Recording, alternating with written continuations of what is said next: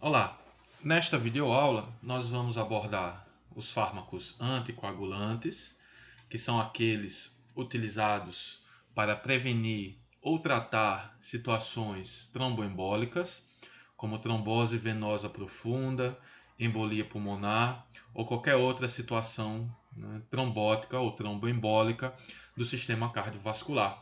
E vamos também abordar os fármacos hemostáticos, que são aqueles utilizados para, digamos assim, facilitar o processo de coagulação.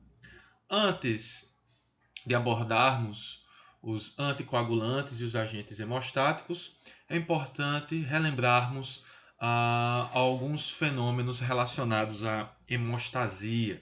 A hemostasia se refere a um conjunto de processos que ocorrem no nosso organismo que tem como intuito evitar a perda de sangue por um vaso lesado. Então, assim que ocorre uma lesão no vaso, nós vamos observar primeiramente uma vasoconstricção, que tem como objetivo reduzir o fluxo sanguíneo local e, consequentemente, a quantidade de sangue que vai ser perdida por esta lesão no vaso sanguíneo. Essa vasoconstricção, ela se dá por meio de fatores liberados pelo endotélio lesado, como por exemplo a endotelina, além de que também temos a participação de substâncias liberadas pela plaqueta, como o tromboxano e a serotonina. Então estes agentes atuam no músculo liso vascular, causando uma vasoconstricção com consequente redução do fluxo sanguíneo local. E com isso, então, nós temos uma redução da quantidade de sangue que irá ser perdida por este vaso sanguíneo lesado. Em seguida, nós vamos ter então a formação do tampão plaquetário. Então, as plaquetas se aderem ao local da lesão, por meio de ligações, ao colágeno exposto, pela lesão. Em seguida, após a aderência das plaquetas, nós vamos ter o fenômeno de agregação plaquetária, que irá então formar o tampão plaquetário e, consequentemente, vai impedir com que ocorra a perda de sangue por essa lesão. Imediatamente e quase simultaneamente, nós vamos ter, por fim, a formação do coágulo, que tem a ver, portanto, com a formação de uma rede de fibrina, que juntamente com as plaquetas e demais células sanguíneas irá levar à formação de um tampão estável, impedindo e garantindo, portanto, que ocorra uma cessação da perda de sangue. O tampão plaquetário ele é conhecido como hemostasia primária e a formação do coágulo é conhecido como hemostasia secundária. Como nossa aula de hoje vamos abordar os anticoagulantes, é importante a gente aprofundar um pouco mais nas reações que levam, portanto, à formação da rede de fibrina. Então, a coagulação ela é uma cascata enzimática que tem como função levar à formação do fator ativador de protrombina, ou seja, tem como função ativar o fator 10 em fator 10A. Este A significa ativado. E a ativação do fator ativador de protrombina, o fator 10 em 10A, ela ocorre graças à via intrínseca e à via extrínseca da coagulação. Na via intrínseca, nós temos a participação do fator 12, que vai então levar a uma cascata enzimática que vai culminar na ativação do fator 10 em 10A. E na via extrínseca, nós vamos ter a participação do fator tecidual e do fator 7.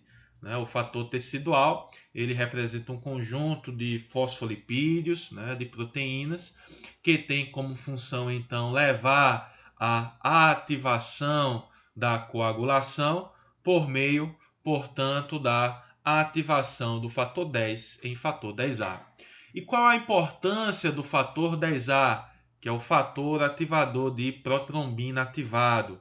É que este fator vai converter a protrombina em trombina, né? E a trombina é uma enzima capaz de converter o fibrinogênio, né, que é uma proteína solúvel, em monômeros de fibrina, né, que é, portanto, uma substância insolúvel que vai se agregar, formando, portanto, uma malha de fibrina que vai, portanto, caracterizar o nosso coágulo. Então, os agentes anticoagulantes têm como principal função evitar com que ocorra a transformação do fibrinogênio em fibrina, evitando, portanto, a formação da malha de fibrina e, consequentemente, do coágulo. Temos também importantes fatores que são capazes de regular a coagulação, entre os quais os mais importantes são a antitrombina, que é uma proteína produzida no fígado e é o nosso anticoagulante natural. A antitrombina é um substrato suicida para os fatores 2A, que é a trombina, e o fator 10A, ou seja, esses fatores reconhecem a antitrombina como substrato, só que no momento que ocorre a interação entre a trombina ou o fator 10A com a antitrombina, nós observamos a formação de uma ligação covalente, o que acaba inibindo permanentemente a função desses fatores de coagulação. A antitrombina ela é importante para a gente porque alguns anticoagulantes, como por exemplo a heparina, atuam como catalisadores dessa reação. Então a heparina ela é capaz de aumentar a velocidade na qual ocorre a inibição dos fatores de coagulação pela antitrombina. Outro importante fator que vamos comentar nessa aula, capaz de controlar a coagulação, é a plasmina. Então, no caso de uma lesão, né, num vaso, nós vamos observar que o endotélio intacto, ele libera ativador do plasminogênio tecidual, que é uma proteína que vai converter o plasminogênio, né, que é uma proteína inativa sintetizada no fígado, em plasmina, uma proteína com ação enzimática. E o que a plasmina vai fazer? Ela vai degradar a rede de fibrina, controlando ou regulando, portanto, a formação do coágulo. Então, nós temos fármacos que são capazes tanto de ativar o plasminogênio em plasmina, que chamamos de fibrinolíticos. Não vamos abordar esses fármacos hoje. E alguns agentes hemostáticos que atuam inibindo a função da plasmina, como é o caso, por exemplo, do ácido aminocapróico, né, que vamos falar hoje nesta aula. Bom, a hemostasia ela pode ocorrer quando ela não é necessária, levando, portanto, a condições trombóticas ou tromboembólicas, ou seja, por algum motivo, nós vamos ter a formação de um coágulo anormal no interior do vaso. E esse coágulo anormal ele é conhecido como trombo. Se este trombo ele se desprender e começar a viajar pela corrente sanguínea, ele vai ser conhecido então como êmbolo. Este êmbolo pode eventualmente obstruir o fluxo sanguíneo em algum vaso de pequeno calibre, levando, portanto, a problemas, né, cardiovasculares diversos, como, por exemplo, acidente vascular encefálico, infarto agudo do miocárdio, embolia pulmonar, né, trombose venosa. Tá? Então, tudo isso causado pela formação de um coágulo anormal no interior do vaso. E quais são os fatores mais importantes para o surgimento destas condições tromboembólicas? Então, nós temos a tríade de Virchow, que fala que um dos principais fatores é a lesão endotelial, que pode ser dada, por exemplo, né, por um estresse de cisalhamento, que é o que ocorre, por exemplo, com a hipertensão arterial. Então, a pressão arterial elevada, ela pode levar a um dano endotelial, o que pode expor fatores, né, que podem estimular o processo de agregação plaquetária e a formação da rede de fibrina. Temos também a hiperlipidemia e o excesso de glicose, que também pode levar à lesão endotelial, consequentemente estimulando o processo de coagulação. Temos também o fluxo sanguíneo anormal, que pode ser causado por turbulência ou por estase. No caso da turbulência, ela ocorre, por exemplo, em regiões onde temos placas ateroscleróticas. Então, nessa região, né, o sangue pode, né, sofrer turbulência e essa turbulência, então, pode levar a uma lesão endotelial, a qual, então, vai culminar no processo de trombose. Da mesma forma, a estase. Então, algumas situações, como, por exemplo, a fibrilação atrial, pode gerar locais no interior da câmara do átrio onde o sangue fica parado e a estase do sangue contribui para o início das reações enzimáticas que levam, portanto, à formação da rede de fibrina e, consequentemente, de um coágulo, levando, portanto, à formação de um trombo. E temos também situações de hipercoagulabilidade, onde, por exemplo, mutações genéticas ou outras condições clínicas podem levar a um estado, né, de hipercoagulabilidade. Então, por exemplo, na síndrome nefrótica, ocorre uma grande eliminação da antitrombina na urina. A antitrombina é o nosso principal agente anticoagulante natural, então a sua falta acaba por favorecer a coagulação sanguínea. E isto pode acabar então levando ao surgimento de um coágulo anormal no vaso. Bom, então no caso dessas situações, onde nós temos o risco ou o surgimento de uma condição tromboembólica, nós podemos utilizar fármacos anticoagulantes ou fármacos antiplaquetários. Os fármacos antiplaquetários vão impedir a formação do tampão plaquetário, né, atuando principalmente pela inibição do processo da agregação plaquetária. O principal agente antiplaquetário, né, utilizado é o ácido acetil salicílico, mas temos outros, como o prasugrel, clopidogrel, ticlopidina. Estes fármacos não serão abordados nesta videoaula.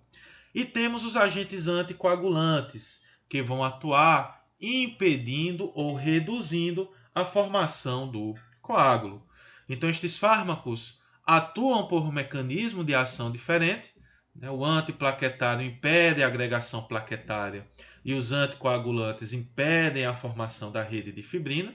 No entanto, embora esses agentes atuem por mecanismos de ação diferentes, todos eles diminuem ou previnem a formação de trombos e eles também possuem a mesma reação adversa, que é o aumento do risco de sangramento. No entanto, nesta aula, nós vamos abordar apenas os principais anticoagulantes utilizados na prática clínica. Os anticoagulantes são agentes capazes de inibir a cascata de coagulação, impedindo, portanto, a formação da trombina e, consequentemente, da rede de fibrina. Nós temos duas grandes classes de anticoagulantes: os anticoagulantes parenterais e os anticoagulantes orais. Os anticoagulantes parenterais são subdivididos em heparina e seus derivados, né, de baixo peso molecular, e o fondaparinux, né, que são os mais utilizados na prática clínica. E temos também os inibidores diretos da trombina, que são os derivados da irodina. Neste caso específico, como exemplo, eu falo da desirodina. Tá?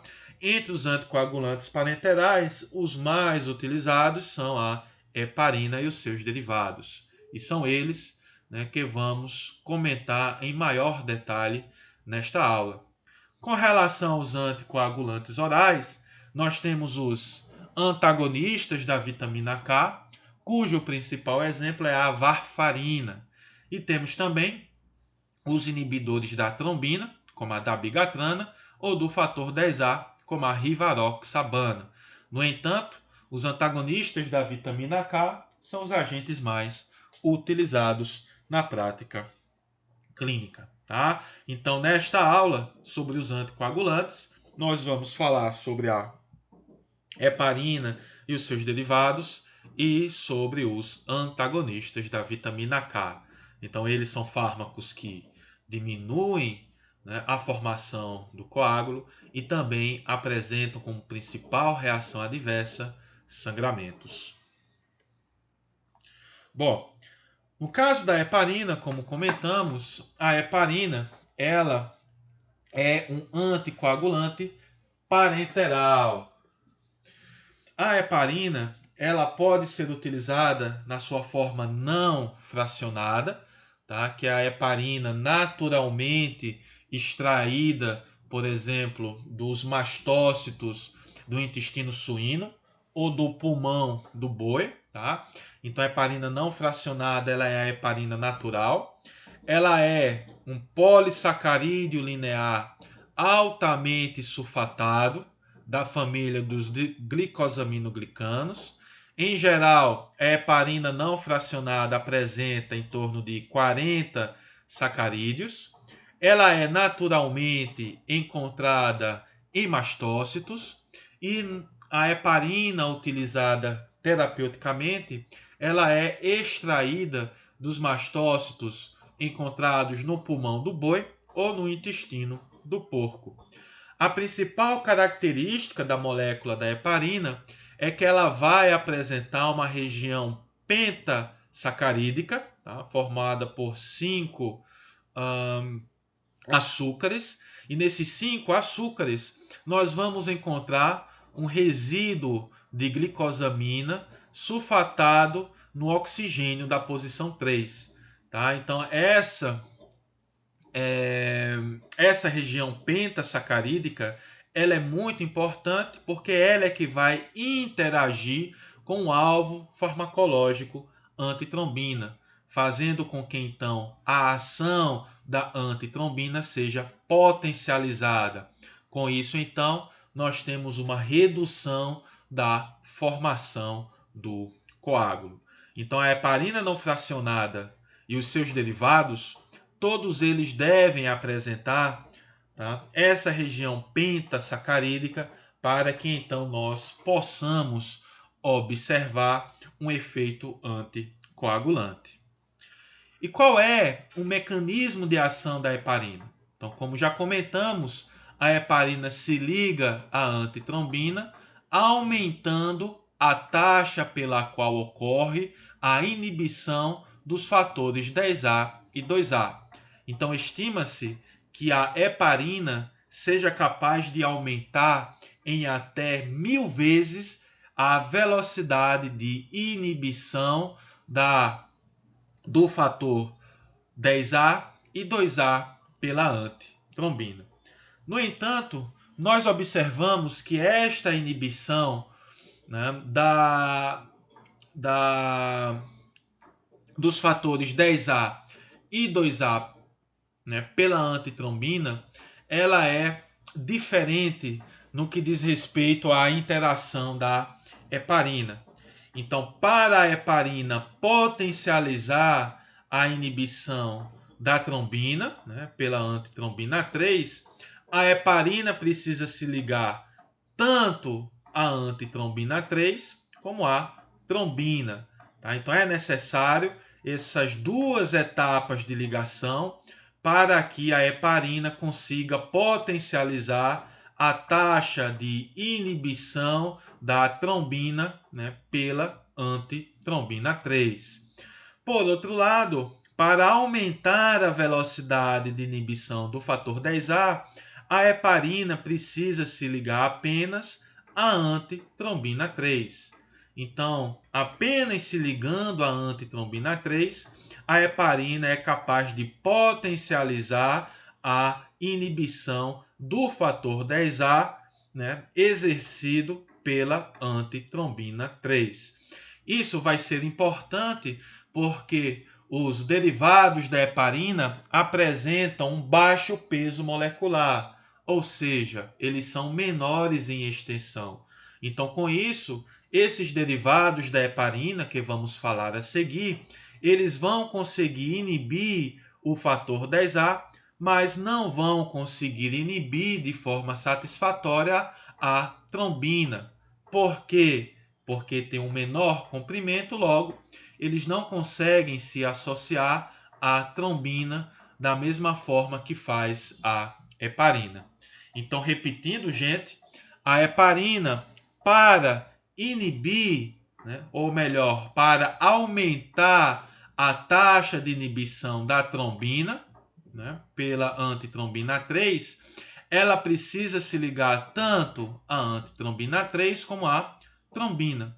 No entanto, para aumentar a velocidade de inibição do fator 10A, a heparina precisa se ligar apenas à antitrombina 3.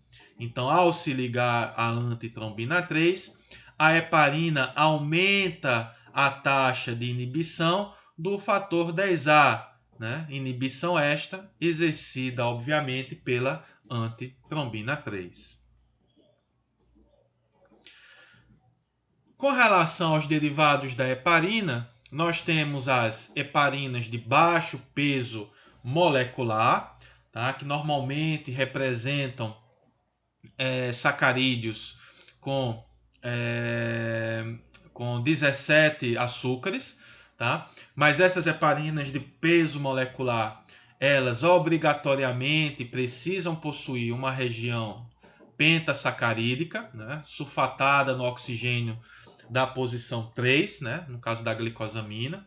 Então, essa região pentasacarídica de ligação à molécula de antitrombina.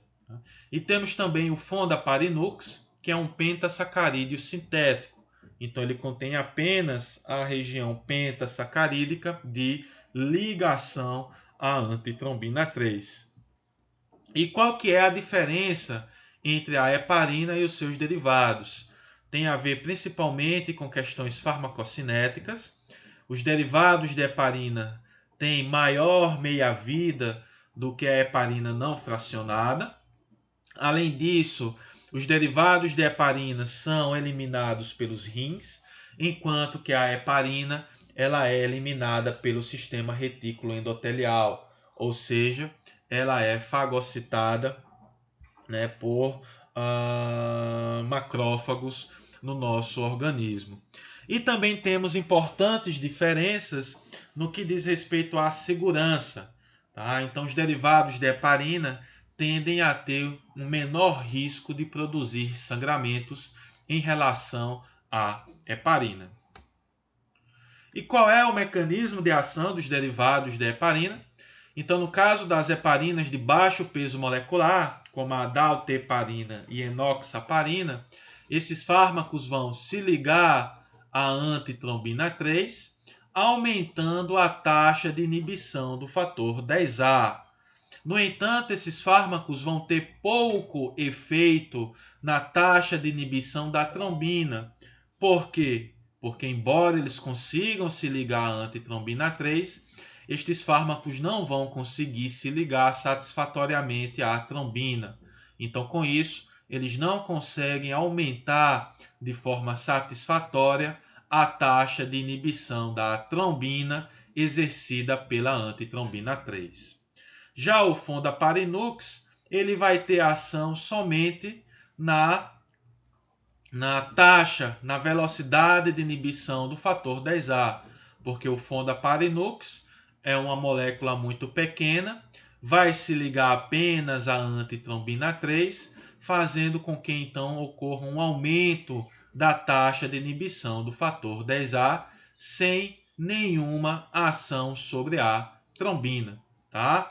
Então, o Fondaparinux, né, vai exercer os seus efeitos anticoagulantes, basicamente por aumentar a taxa de inibição do fator 10A. Então, se não temos o fator 10A circulante, nós não vamos ter, então, a transformação da protrombina em trombina. Consequentemente, nós não vamos ter a formação da rede de fibrina. As principais reações adversas à heparina e os seus derivados são principalmente o sangramento, que pode ocorrer em 1 a 5% dos pacientes tratados com heparina. Tá? Ocorre um menor risco de sangramento em pacientes em uso da heparina de baixo peso molecular e do Fondaparinux. E caso ocorra sangramentos, o antídoto é o sulfato de protamina. O sulfato de protamina ele interage com a heparina, impedindo, portanto, a sua ação na antitrombina 3. Outra reação adversa que pode ocorrer é a trombocitopenia. A heparina, ao interagir com o fator plaquetário 4, pode estimular em alguns pacientes a formação de um anticorpo contra este complexo.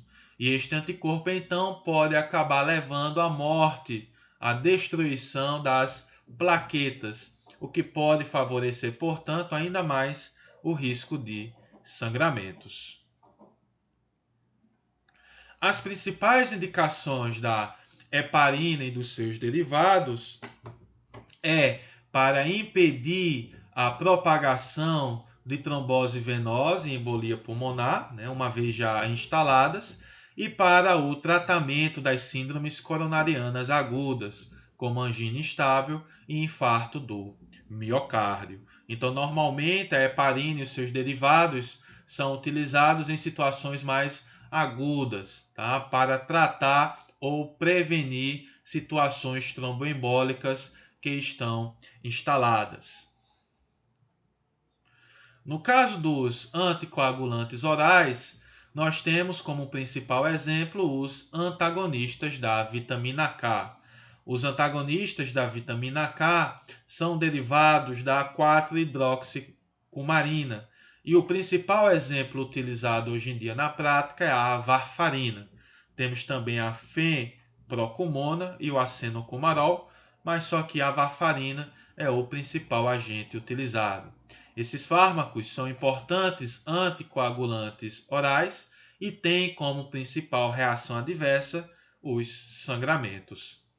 O mecanismo de ação dos anticoagulantes orais classificados como antagonistas da vitamina K é uma ação hepática por meio de um efeito, de inibição enzimática que vai acabar culminando na não funcionalização de alguns fatores de coagulação. Então, por exemplo, os fatores 2, 7, 9 e 10, quando são sintetizados no fígado, são sintetizados em uma forma não funcional. E estes fatores precisam passar por uma reação enzimática para que então eles se tornem funcionais e aptos, portanto, a participar da cascata de coagulação. Essa funcionalização, ela depende da vitamina K reduzida, do CO2 e do oxigênio, e ela é catalisada pela enzima gama-glutamil carboxilase.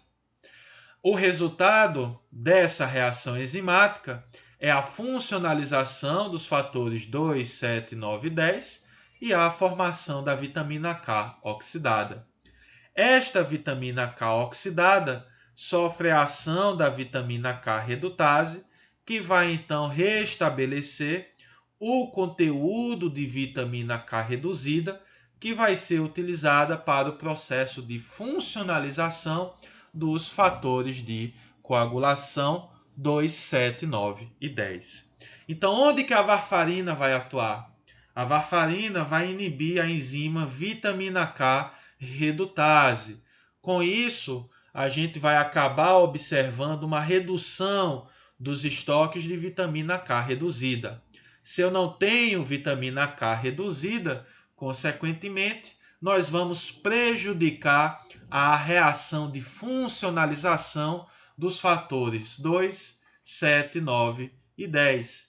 Consequentemente, o fígado começa a liberar para a corrente sanguínea os fatores de coagulação 2, 7, 9 e 10 em um estado não funcional, os quais não são capazes de levar a cabo o processo ou a cascata enzimática da coagulação.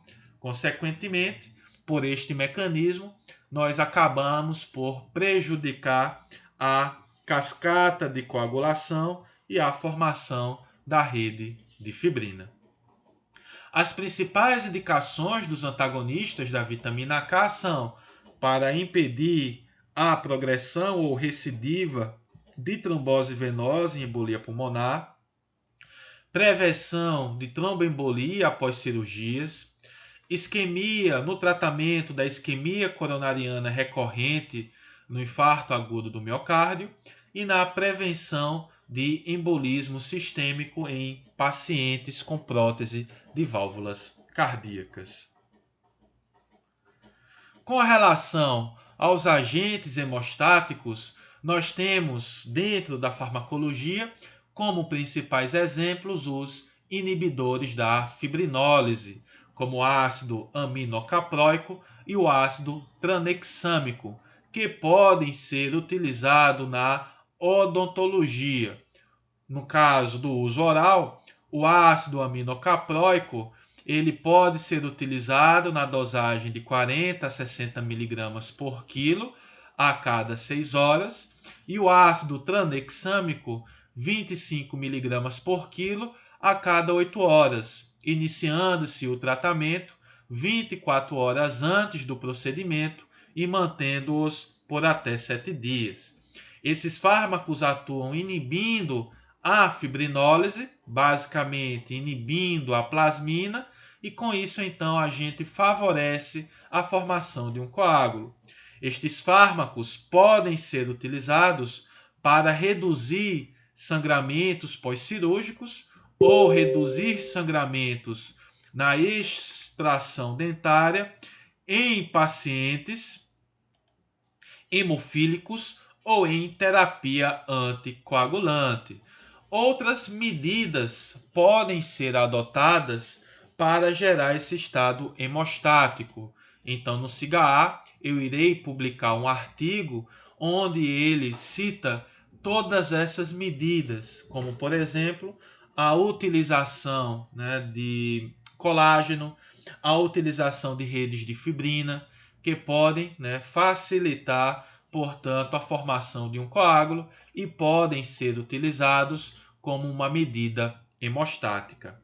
As principais reações adversas ao ácido aminocaproico e ao ácido tranexâmico são náuseas e vômitos, e eles podem acabar favorecendo o surgimento de eventos tromboembólicos, por facilitarem, portanto, a formação do coágulo. O mecanismo de ação é bastante simples. Então, o ácido tranexâmico e o ácido aminocaproico, eles interagem com o plasminogênio ou plasmina, impedindo, portanto, que a plasmina degrade a rede de fibrina. Consequentemente, então, nós acabamos por estimular o processo de coagulação sanguínea.